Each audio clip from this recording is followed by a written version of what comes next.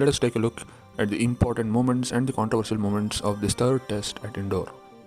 Australia have beaten India comprehensively by 9 wickets at Indore and as a result have qualified for the World Test Championship final in June 2023. The most important and controversial talking point of the third test at Indore was the 22 yards pitch.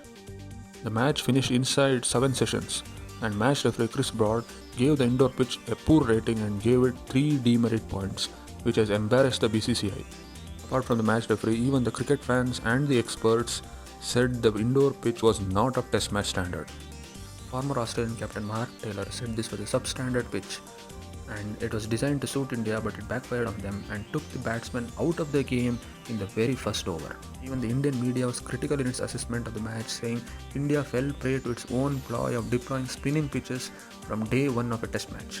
Former Australian captain and commentator Ian Chappell slammed India for the indoor pitch, saying India had forgotten how they won 2 series in Australia in the last 4 years, and added India don't need to prepare these substandard pitches to win at home. They have the capacity to win anywhere in the world and shouldn't prepare these kind of substandard pitches. Dust puffs like these started coming out in the very first over of the test match, and Chris Broad, the match referee, thus gave it a very poor rating and it was slammed by all the cricket experts all over the world. This showed that the pitch was very poorly prepared and the soil on top of the pitch wasn't strong enough to hold it even on the first day of the test match.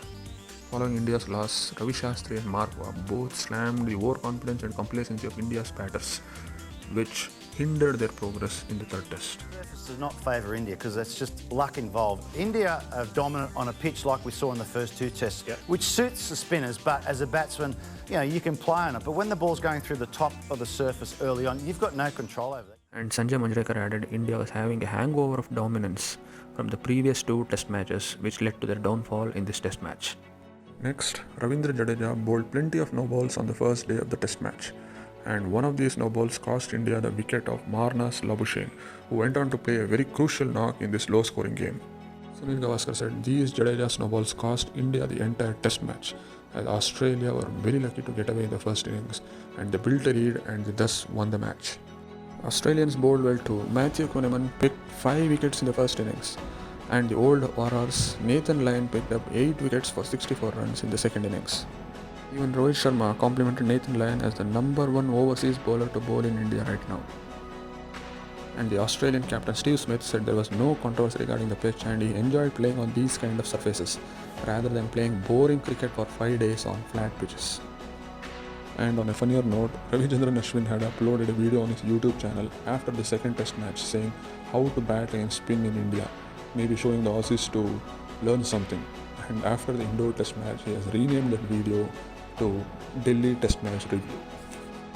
And lastly, it's been 1 year since the passing away of one of my favorite cricketers, Shane Warne, and many of the legends of the game have written flowing tributes and remembered him on this occasion. Well, that's it everyone. Goodbye and thank you for watching.